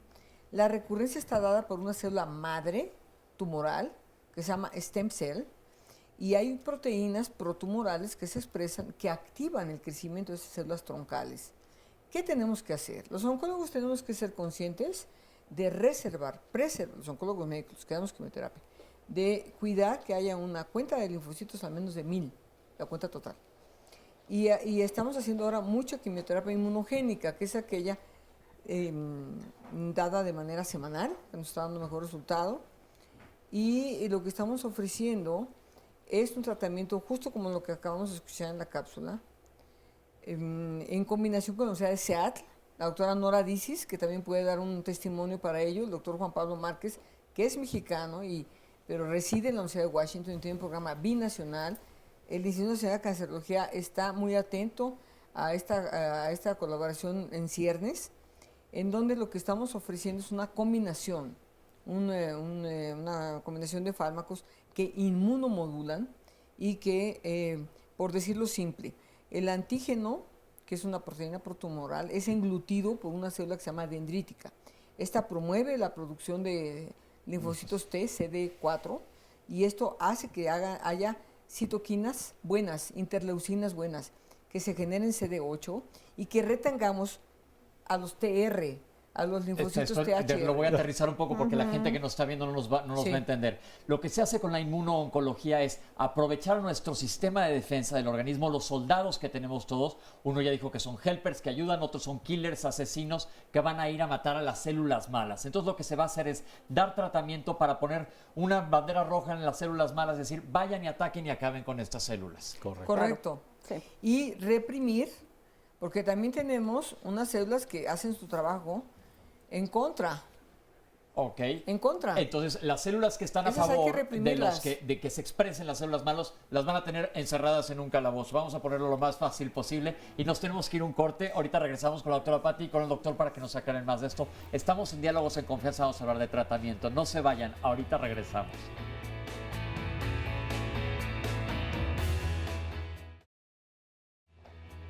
Estamos de vuelta en Diálogos en Confianza y mañana hablaremos acerca de un tema muy importante.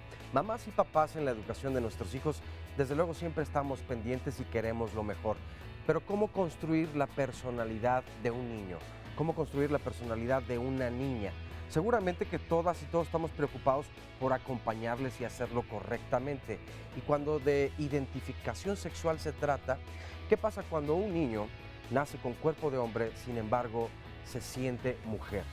O a la inversa, ¿qué pasa cuando una niña nace con cuerpo de mujer y se siente hombre?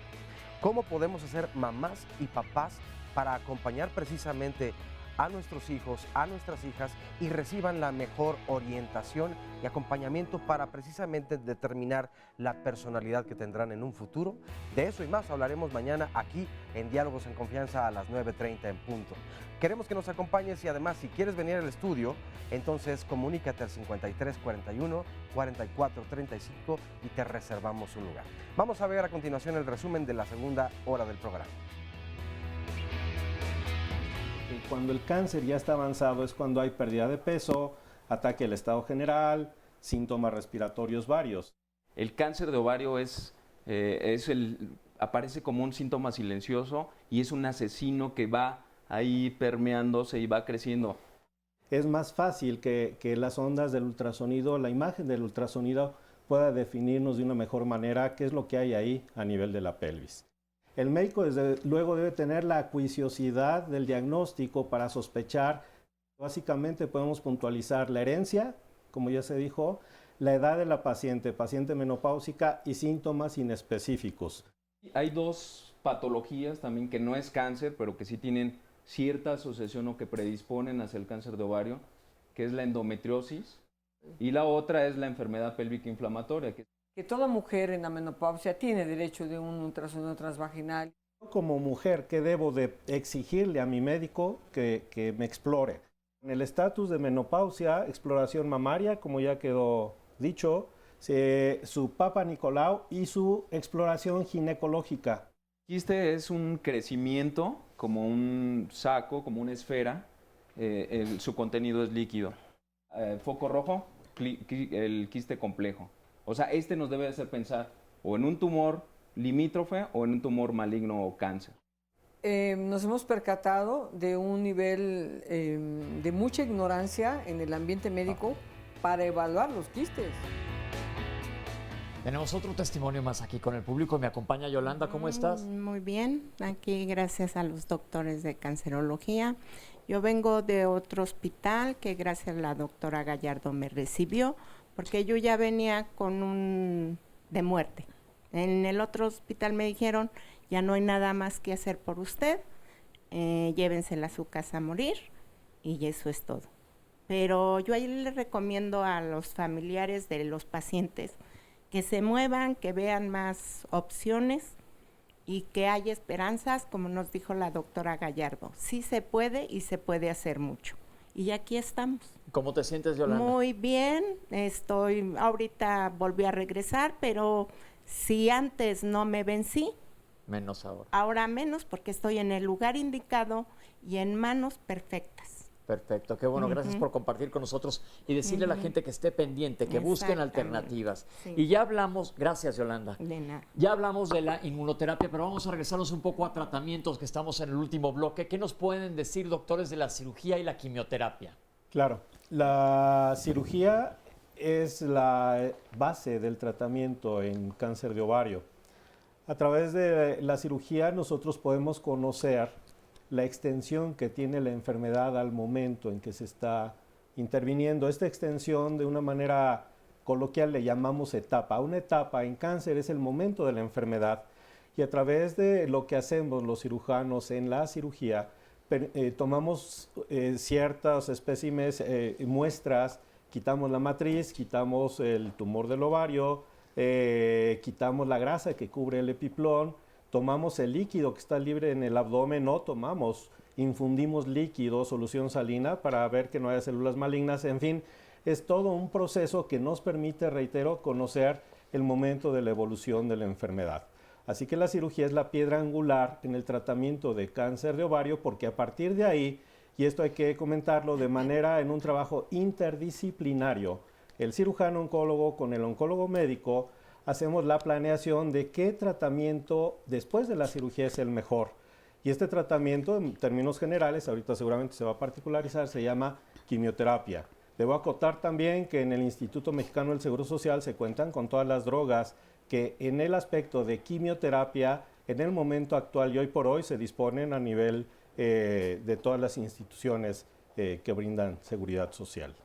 Doctor Isla, ¿nos querías agregar algo, sí, de la cirugía? Sí, Pepe. De hecho, cuando surge la sospecha, ya sea con el estudio de imagen o laboratorio, el primer paso va a ser la cirugía, solamente que lo hayamos identificado en una etapa muy avanzada, con mal estado funcional de la paciente ahí, solamente se tomaría una biopsia dirigida, ya sea por imagen, ya sea ultrasonido, tomografía, pero cuando no es así, el primer paso es llevar a cirugía. En ese momento, cuando se hace una exploración, ya sea por mínima invasión por la paroscopía o una cirugía abierta, el tumor a la lesión se manda a un estudio transoperatorio. En ese momento nos da 3 tipos de diagnóstico: benigno, tumor limítrofe o malo. En base a eso, yo como cirujano oncólogo voy a actuar y voy a decidir qué es lo que voy a hacer. Si es una paciente muy joven, una lesión muy limitada, de bajo grado, puedo hacer una cirugía preservadora de la fertilidad. Puedo conservar el útero, el ovario contralateral y hacer toda la cirugía que comentó el doctor Escudero. Todo esto se puede realizar por incisiones pequeñas o por una incisión muy grande, pero esto es con la finalidad de determinar la extensión, de tener un diagnóstico y en base a eso ya posteriormente dar la quimioterapia. Bien, entonces durante la cirugía se va a determinar en base a las biopsias que tomen en ese momento, que se manden a estudiar qué es lo que se va a hacer definitivamente como procedimiento quirúrgico, qué tanto se va a eliminar y como ya dijeron, existe la gran ventaja de que se puede preservar la función reproductora, sobre todo en mujeres jóvenes, y dependiendo de qué tan avanzada esté la enfermedad, qué es lo que se necesita hacer para que sea lo más conservador posible. ¿Sí? Pepe, y algo importante, el factor pronóstico más importante es una citorreducción adecuada. Eso y es eliminar óptima. la mayor cantidad de tumor Sí, posible. eliminar. O sea, aquí el objetivo que tenemos es eliminar toda la enfermedad que estamos viendo. ¿Sí? Ok. A veces tomamos muestreo cuando solamente está limitado en el ovario, pero cuando hay implantes ya en el abdomen, hacemos algo que se llama citorreducción. Y la finalidad es no dejar tumor en la cavidad abdominal. Y aquí es importante acotar que no solamente en México, aún en Estados Unidos, un gran porcentaje de pacientes no son operadas por especialistas en este tipo de cirugía. Entonces, esto es muy importante el comentarlo, porque una vez que ya se hizo el diagnóstico, el cirujano que debe someter a la paciente a este tipo de procedimiento debe tener las credenciales suficientes para saber qué hacer. Debo acotar que aproximadamente hasta el 30% de las pacientes que llegan al Instituto Mexicano del Seguro Social llegan con cirugías que son inadecuadas. Esto es, que se han operado en otras instancias y que no cumplen el protocolo del cual mencionábamos. Es decir, siempre asegúrense de que las opere un médico certificado. Correcto. ¿En oncología? Pepe, En oncología. Y también es importante, o sea, hay estudios ya que han comparado ginecólogos cirujanos contra cirujanos oncólogos o ginecólogos oncólogos y la sobrevida se modifica. Cuando llegan al instituto a tratarse ya operadas fuera, pues a veces vemos que son cirugías incompletas. Aquí el objetivo es hacer una cirugía que se reinterviene para hacer una cirugía adecuada y esto sí vaya a impactar en cuanto a su sobrevida. Perfecto. Tengo un comentario aquí de Silvia para que te incluamos rápidamente. Silvia, ¿a ti te operaron? Sí, sí me quitaron el tumor, pero cuando me operaron sí se detectó el tumor por medio de un ultrasonido y me hicieron el CA-125, el cual salió normal. Me operaron con la tranquilidad de que el tumor era benigno. Y a la hora de la cirugía. Sí, de la cirugía, bueno, pues resultó que no era benigno, entonces me tuvieron que hacer, bueno, eso fue en un particular. Después llegué a cancerología, donde me hicieron una segunda cirugía para quitarme todo lo que el doctor ya mencionó, y de ahí me dieron quimioterapias, del cual ahorita pues tengo un diagnóstico favorable. En diciembre terminé mis quimioterapias y hasta ahorita me siento muy bien. Qué bueno. Feliz y agradecida con el INCAN. Otro testimonio más de que le puede ir muy bien a la gente. Claro. Oscar, gracias. Y además gracias, ser muy positiva. La actitud ante Sí, todo. la actitud ante todo. Claro. Nos dice Ana Karina, hace 2 meses se me hizo una cirugía de cono cervical porque tenía lesiones por virus de papiloma humano. ¿Qué cuidados debo de tener ahora? Elizabeth Sanz, así como a la señora Inés le pasó, a mi papá, el médico familiar del IMSS, decía que era colitis y resultó cáncer gástrico avanzado.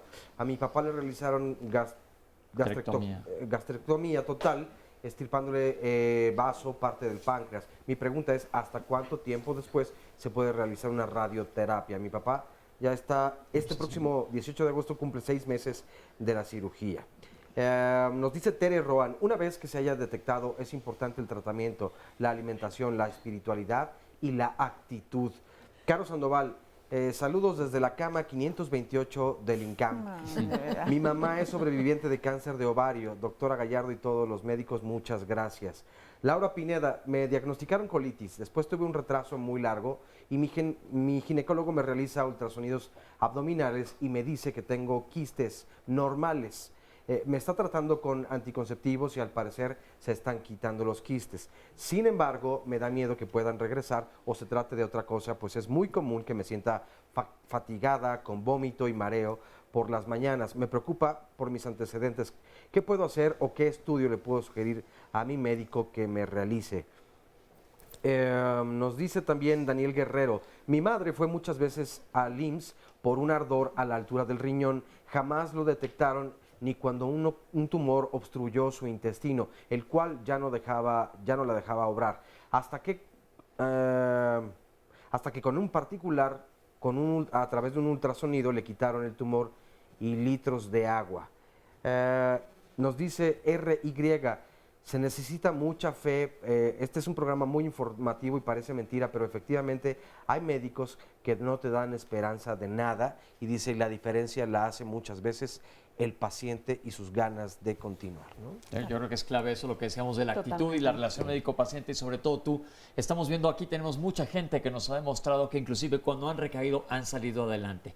¿Qué cabida tiene, antes de que se nos vaya el tiempo, la quimioterapia en el tratamiento? Es fundamental.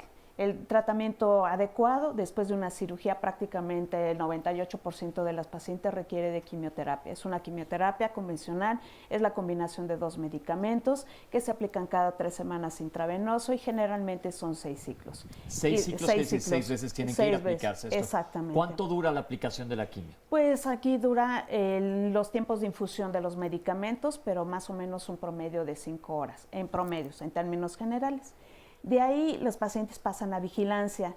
Como ya se comentó, 60 al 70% de los pacientes pueden recurrir de manera importante y entonces los panoramas se abren, porque depende del tiempo de la recurrencia. Si es inicialmente, o sea, recién terminaron su tratamiento o durante el tratamiento, si pasaron 6 meses o pasó 1 año. ¿Cuáles son las pacientes que pueden ser susceptibles de un tratamiento? Si pasaron más de 1 año, pueden ser revaloradas para un procedimiento quirúrgico, que sería lo ideal. Entre menos volumen de tumor tengamos, más efectivo es el tratamiento de la quimioterapia. Y si no son candidatas a un procedimiento quirúrgico, van a un tratamiento de quimioterapia. Nuevamente, puede ser una quimioterapia convencional, cada 3 semanas, la combinación de 2 medicamentos generalmente, o depende de las secuelas, de la edad, de las enfermedades que tenga previamente la paciente. Y se agrega la terapia biológica que ya tenemos y la inmunoterapia está en fase de experimentación. Pero bueno, entonces todavía. Estamos abriendo todo un abanico. Totalmente. Prácticamente se nos está acabando el tiempo. Yo les pido a cada uno de los panelistas que nos den un mensaje para el público corto y conciso. Muy bien. Recordarles que la piedra angular en el tratamiento va a ser la cirugía y que la detección oportuna o temprana pues es el mayor factor y que tiene la mayor sobrevida. Y que la quimioterapia va a ser un complemento a este conjunto de tratamiento y agradecer por la invitación. Claro que sí, doctora. Para el enemigo principal de los 5 tipos de cáncer de ovario que hay, que ya se refirió a algo la doctora Patti, uno, ella dijo que es el más agresivo, el seroso papilar de alto grado, y los otros 4 dijo que eran, los ubicó como menos agresivos. Para ese, el seroso papilar de alto grado, que es la mitad de todos los casos, tenemos que ubicarnos, comunidad médica y políticas de salud, en hacer el diagnóstico de la enfermedad menos avanzada.